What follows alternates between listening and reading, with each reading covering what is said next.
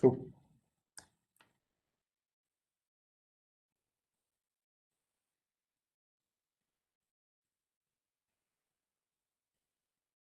And we are live. All right, good evening, everyone. Thank you for joining us for our weekly youth subcommittee. Could one of you motion to approve the minutes from last week? I have one correction just before you do that. The minutes said March 16th we were approving and our meeting was March 15th. So I've made that correction, which is what will be posted, but I wanted to bring that up. Yeah, so you guys will be specifically voting on the amended meeting minutes. Alrighty, I'll motion that. Can I get a second? Yeah, I'll second. All in favor, aye? Aye. Aye. All right, thank you. So with that, our meeting minutes are approved. So I wanted to start tonight by just recapping our conversation with Chief last week. I thought it went pretty well. What did you guys have any major takeaways or any follow-up items or just anything you'd like to talk about or? My biggest takeaway is probably just learning about the SROs, because like I knew they were there and for like safety purposes, but just like him telling us like how they train and like how they prepare to like be actually like in the classrooms with us was nice to hear, so that we know that we're extra safe, I guess. So I guess that was probably my biggest takeaway. Sure.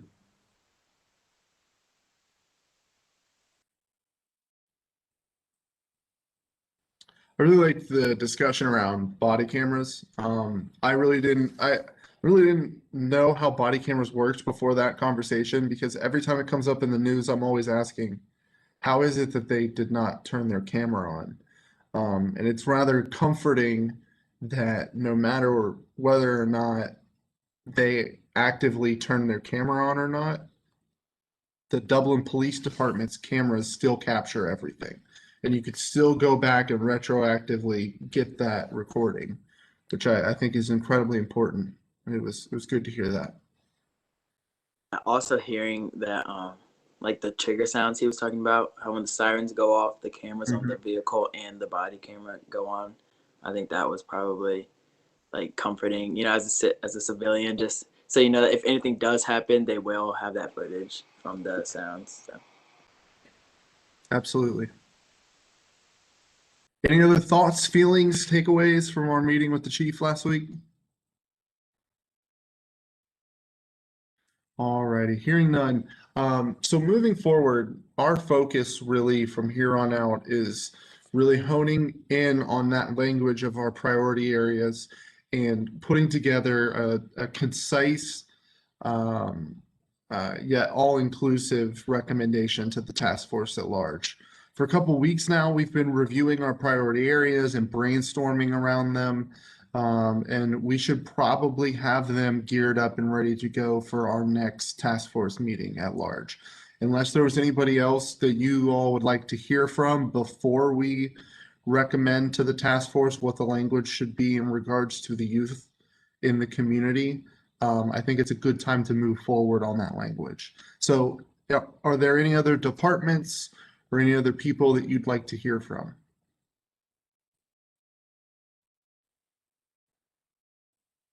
All right, sounds good. So I'm going to share my screen. Let's take a look at these priority areas again. Don't get hung up on the language. I want to be clear that today we're going to talk about important priority areas to you, larger ideas that you would like to recommend, and maybe some specifics as to how we can accomplish these things. And then over the next week, I will work on transcribing your thoughts and feelings into concise action items. And then next week on Monday, we'll review that as a team, and you guys can alter the language, change it however you see fit, and ultimately approve or deny it for it to move forward.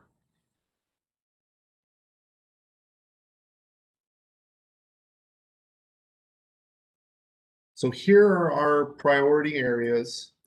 Let's just start with this first branching area. To engage with youth and to understand their needs and concerns. We highlighted a need for specifics here. Are there any specifics that you guys see that in regards to needs of youth as a stakeholder group that the city needs to explicitly call out here? So I think maybe going along the lines of like how the school district had the superintendent advisory committee, maybe if like the city had like a advisory committee with the students on it, that could maybe be something to look into. Because that way, and like broaden it out. So I don't know, like maybe I know at Kaufman or in the school district it's 2 people per grade, but if we did like a larger group, that way we just get more ideas from it. But I mean, the amount of people we could talk about later. But just like forming just an advisory committee, I think would be nice. So I had a discussion with Dana today, the city manager, about this and about how potentially we could organize something that would outlive this subcommittee because unfortunately this subcommittee is inherently tied to the community task force. So this subcommittee lives because the community task force has assigned it to. And we were playing back and forth with what a youth committee or advisory board would look like. And we kind of focused in on the idea of it being an offshoot of the larger diversity, equity, and inclusion advisory board. So there would be members of the youth on the advisory committee, and maybe there's one representative from Dublin City Schools or one representative from each of the high schools in Dublin, one from Hilliard, one from Jonathan Alder, and they make up that subcommittee of the Diversity Advisory Board. Those individuals could then organize youth within the community to have conversations and to garner their input and serve more as representatives of that input rather than having a substantial amount of people in a committee. Do you see what I'm saying? Now that's not the way we have to go. That was just an idea that we had in conversation. What are your thoughts and opinions on that? I also like that idea, but I feel like with the less amount of people, I feel like less voices will be heard, and it'll be like probably maybe more just specific to what that person sees. Especially, we should at least have one from each high school, because if it's just one for like the whole city, like I don't know if that'll work because people, like the Viet Kaufman is way different than the Viet Jerome, which is way different than Iota. So yeah, maybe if we at least one per school, but I do like the idea of lesser people because there's like 50 students on a subcommittee or on an advisory committee. There's really no purpose because everyone's just gonna be saying something, and there's gonna be like no, I can't find the word, but like no cohesion and getting Right. So yeah, I do like that idea.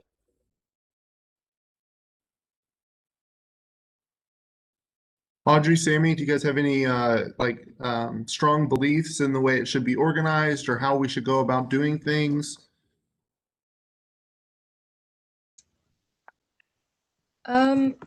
Yeah, I definitely agree with what Jamil said. I think that was like very well put.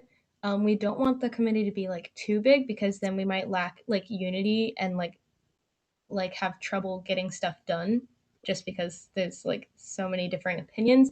But having someone from each high school would be a good idea because even within each individual district, there's like a lot of different and unique experiences at each school.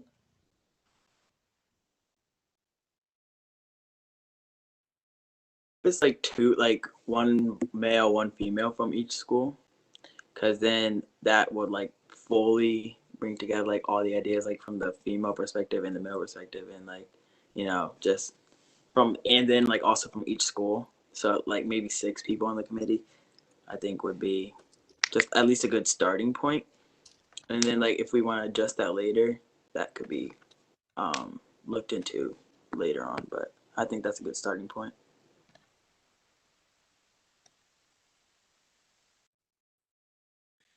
So Sammy, unless you have something you'd like to add to that sentiment,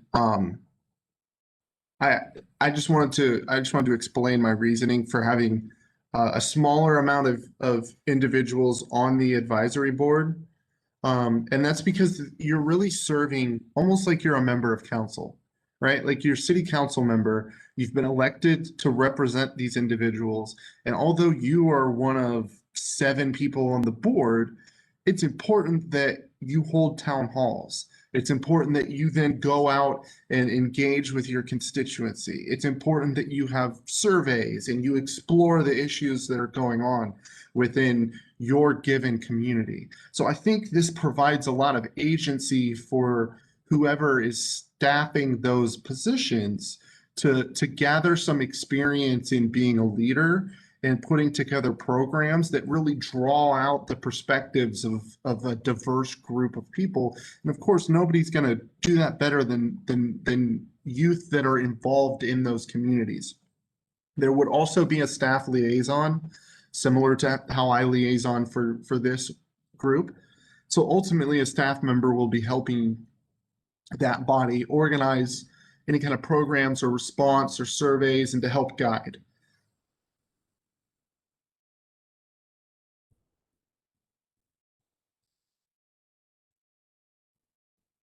So I saw head nodding. So is everybody good with the idea of appointing, what did we say? Maybe 1 or 2 individuals, 2 to 4 individuals from each school to the diversity, equity, and inclusion advisory board. Now, are we saying high schools or schools in general? I think I'll probably do schools. At first, I was thinking high schools, but then, like, I don't know if elementary school should really have people on this committee because I don't really know how beneficial that would be. But if at least high or middle school, if there's 8th graders on it, I think that could be beneficial to the middle schools. And it could like lead them into being on the high school one if they're like mature enough, and it could like just prepare them pretty much. So I think if we do add the middle schools, that could be that could help.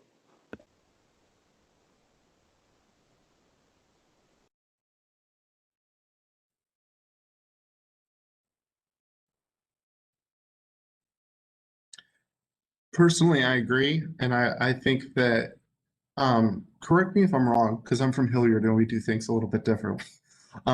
You guys, so it's similar. The education system is similar to Hilliard, where if you go to a certain elementary school, you're on track to go to a certain middle school and then a certain high school, correct? So there's a direct line in which, based off of your neighborhood, you will attend these schools.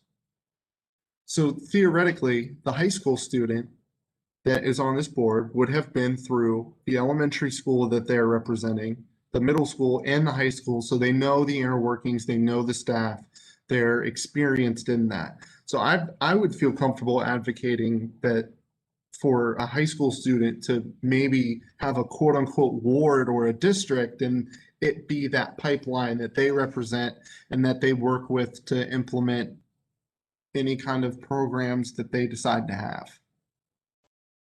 I think honestly, with that theory, that would work.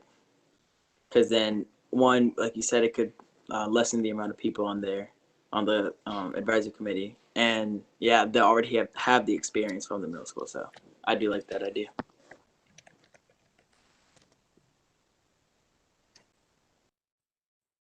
I just was for the different for the high schools, are we going to include Emerald Campus as like one of them? Because some students like stay there all day. I know it's like a really small group, so we don't have to. I was just wondering.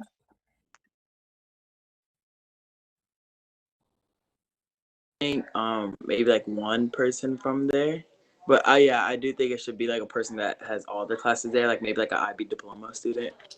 But I do think having that one person on there would be nice.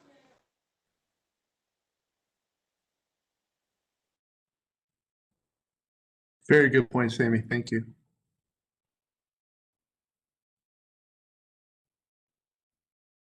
Any other ideas about the diversity, equity, and inclusion board and using it as a platform for youth interest within the city?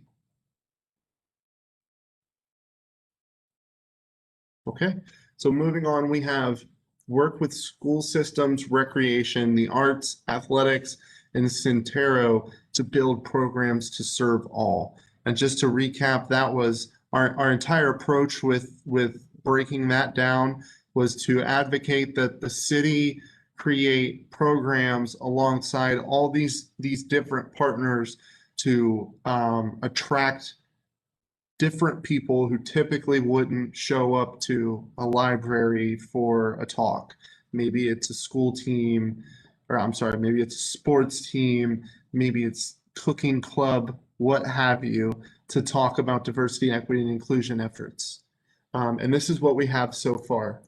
Diverse events, citywide attractive environments, attract diverse interests. So do you guys think we need to get more specific than that? I'm just trying to think of like ways to get more specific. But I mean, I don't really know. Maybe just advertising them could. I mean, just maybe like a little ticker about that, just so that we know to make sure that we advertise that, especially in places like the rec center and like the school halls. I think that would be beneficial or beneficiary.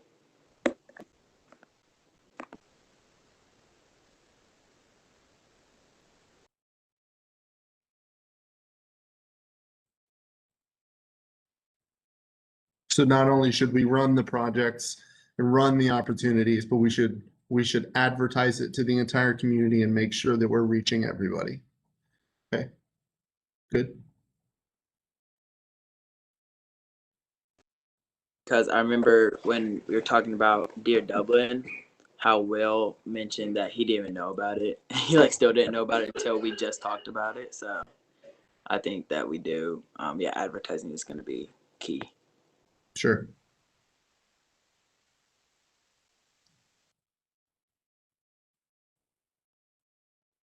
So from what I've heard, with the inclusion of a blurb about advertising, we are good with staying kind of general with this statement and and using it as a recommendation for how the city can do things moving forward, not necessarily specifically what.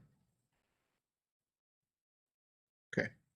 And then our last one is to treat youth as a relevant stakeholder moving forward. So obviously city events, training, having members on that advisory board obviously makes youth a relevant stakeholder as they have a seat at the table. What are some other ways that you would like the city to promote youth as a relevant stakeholder, as somebody that they represent, and that they should generate programming for?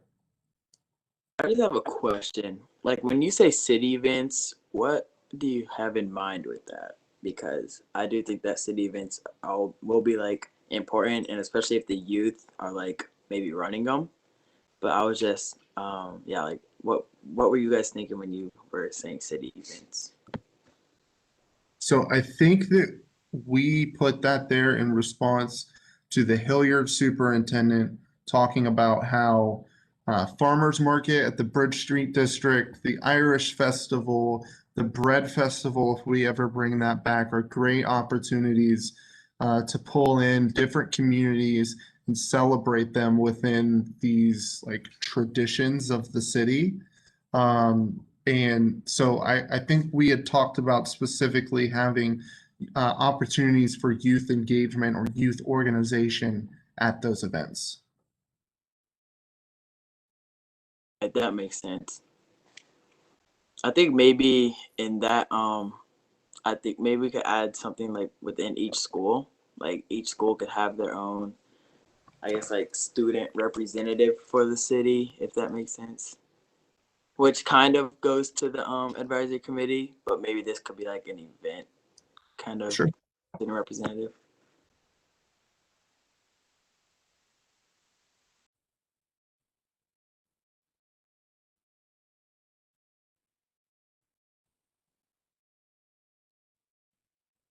We also have training down here. Because I think all of you are part of the education and communication subcommittee as well. And we had talked about putting together an educational speakers or asking the city to put together an educational speaker series, training series at the library.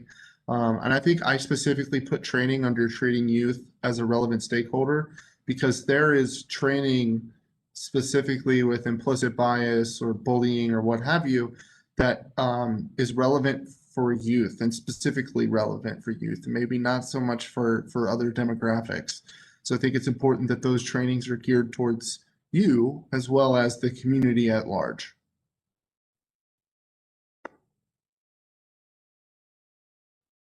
I think that's good, especially because like when I see this, what comes to mind is what Kofi created, like the MLK like round table talking. So I think yeah, if we just like host, I guess more of those like regularly. I mean, not specifically like MLK related, but you know, just round talk tables with different diversities and backgrounds could be Right. yeah, would be nice. Because I remember I went to one of those and I was the like yeah, they had like people of all backgrounds and everything. So I represented the youth.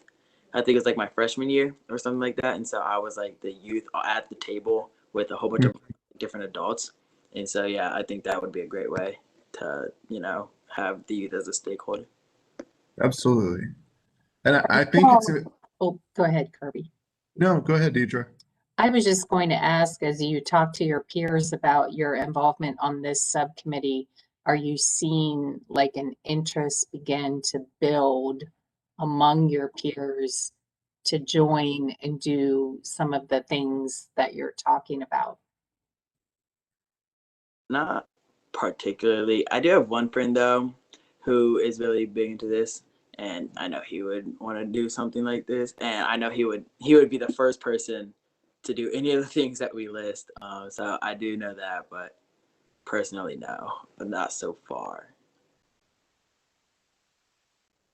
To be honest, I haven't like talked to a lot of people about this. I'm gonna talk to like one or two people. So if I like broaden out, I bet that would increase. I would just have to ask more people. Mm-hmm.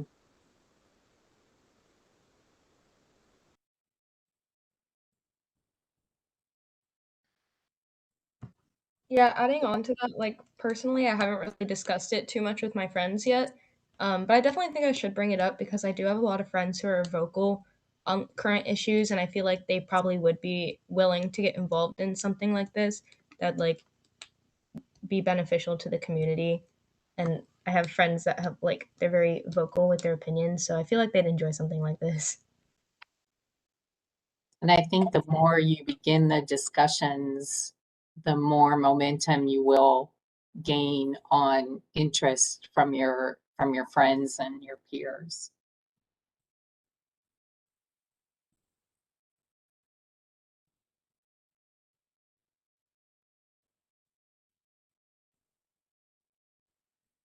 Well, I think we hit the three major things. I mean, fundamentally, we need to make sure that the city moving forward has an effective line of communication between organized youth perspective and the city so that we can understand their needs and concerns, which I think we addressed with recommending that a formal youth advisory committee or participation in the diversity, equity, and inclusion advisory committee. I think that it's important that the city ultimately reaches out in unique and diverse ways to make sure that there's diversity in engagement, which we really hit the nail on the head with in number 2. And then lastly, treating youth as a relevant stakeholder. I think that's really important because, I mean, ultimately, the way that implicit bias and race relations plays out in the community is different between two people of the same generation and two people between differing generations. So it's important that we understand each of those dynamics. So treating youth as a relevant stakeholder makes sure that that story is told consistently moving forward. So those are the three big areas that we've kind of taken on, and we've gotten some good specifics. Are there any major areas that you think we're missing or that we need to reference or touch on? Not in particular, but just maybe under 3, if you want to make like a bullet. to like emphasize like round talk tables, like or diverse round talk tables. I think that is just so that, you know, if it's 2 weeks from now and we're bringing this up again, we can recall that.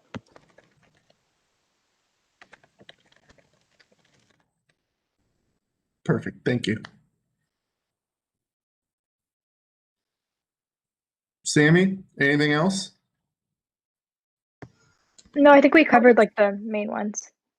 Perfect. Audrey? I didn't have anything else, but I did have a quick question. I was wondering if this document was like available elsewhere. Like, am I able to open it? Because Yes. I want to reference it another time. Sure. Yes, I've sent it via email, so you should Okay. have it, but I will send it again. Thank you. Yeah, no problem.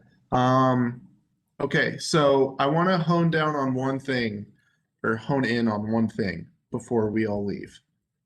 First, how should we choose the individuals from each school to represent each school to be a part of the diversity advisory board?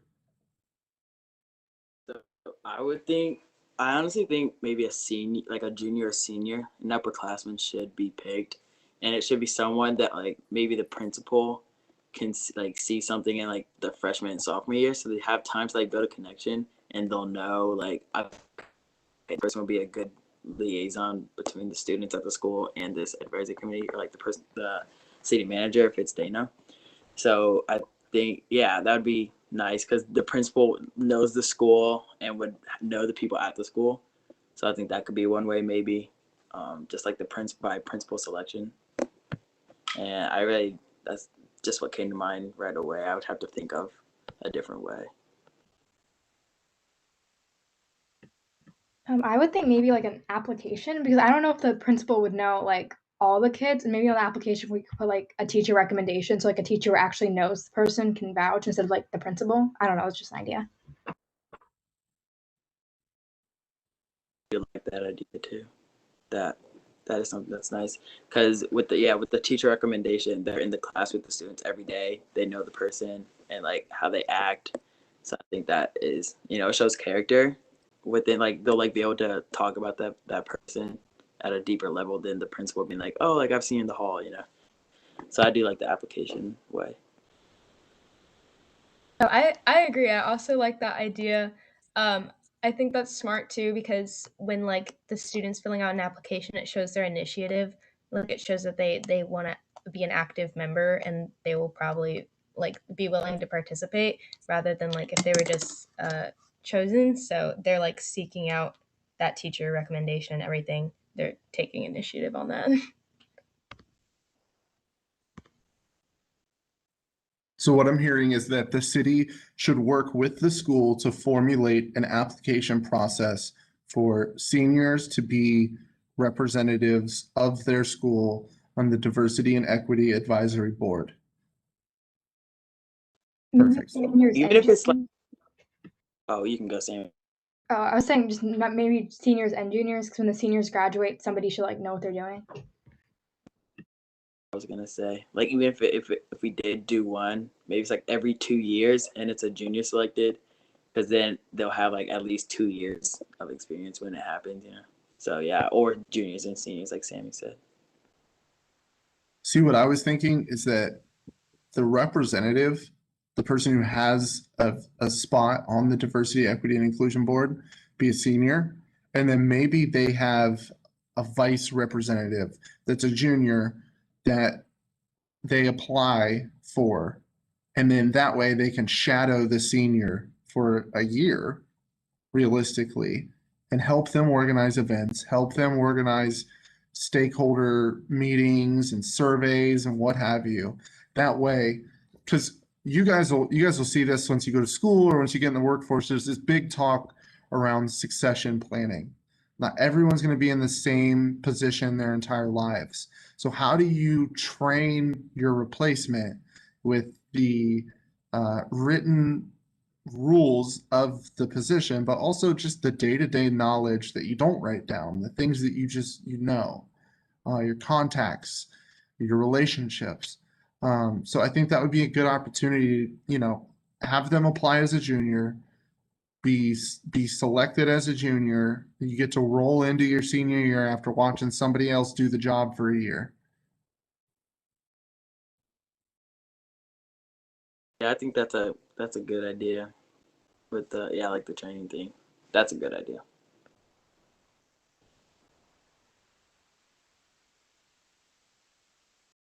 But ultimately, it would be up to the schools in the city. We can workshop everything now, but that doesn't necessarily mean that they're required to follow it. Although I think they should, but that's not that's not entirely our role. So I'll make sure that we passively recommend something in the language, so that our ideas are shared, but that it's not a requirement. One more question. With this, like, how you mentioned, like the junior would be like a shadow. Would they be at the meetings and everything? Because I think, like, if it was like staggered, so that's not every 2 years, it's just a whole new like group of people. But like, if it was staggered and like the juniors were there, so that like it's kind of just like 1 year kind of is a new year instead of every 2 years. But I just don't know if that's how we were gonna do it. So you're saying the senior would have the seat and then the junior would shadow, but still show up to the meetings, but not vote or not participate. Well, they could probably vote and participate, but just to like, even if it was like two people, because then, I mean, naturally, I feel like the seniors would probably be more comfortable, anyways, than the juniors. But just even if the juniors are there, kind of how like when we had the superintendent advisory committee, it was every 4 years, so that you can like watch and like once you're the senior, you're kind of like, I guess like the main man or the main woman, but just so that each year you can like shadow what you did the last year basically, instead of kind of But like still how participate. like in the presidency it's every 4 years, then after that 4 years it's just a whole new like kind of 4 years. So that's like, instead of that, it's like every 1 year's kind of different, but at the same time it's similar because the group before knows what's going on. Right? So they're staggered. Yeah. No, that makes sense.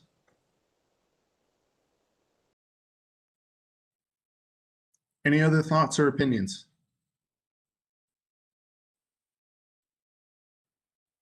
Well, I feel like we got a lot done today. Like I said, process for moving forward. Over the next week, I'm going to put these into full sentences that are recommendations that encapsulate the spirit of what you all are looking for. Our next meeting next Monday, we will review that language. We'll read through it out loud. What's up? Monday is our spring break, so I just want to make sure like I'll be here, but I don't know if everyone else will be here. So I just want to like, maybe if we just, will you guys be here or will you guys be like on vacation? I think I'm gonna be out of town, but I mean, I could still probably sit down. It's just, it's in Illinois, so that's like I think an hour time difference. I'll figure that out. Well, And the Monday after next Monday is the 5th, and we'll still have time before our next community task force. So we can take a week off. okay, I think that would be good because yeah, I just realized next Sure. Monday I might be in St. Louis, so That's fine. yeah. You enjoy Okay. your break. Okay. Okay, so then on the 5th, our next meeting, we will then all come together, review the exact language of what we're recommending. We'll alter it on the fly as you see fit. And then at the end, we'll vote to approve. And then one of you will present our recommendations to the community task force at large. Sound good? Okay, I will send this document out to you. I will work on that. I will have it to you before our next meeting so that you can read through exactly what we're proposing and gather your thoughts. And then we'll wrap this thing up. Thank you. Sounds good. Okay, sounds good. Well, thank you all for your engagement. You guys have been very, very thorough in the way that you're engaging, and I appreciate your perspectives. Thank you. All right, unless there are any other comments and concerns, we can adjourn for the evening.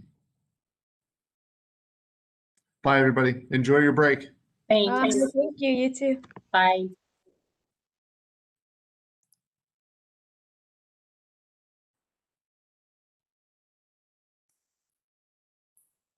Hey, hold on.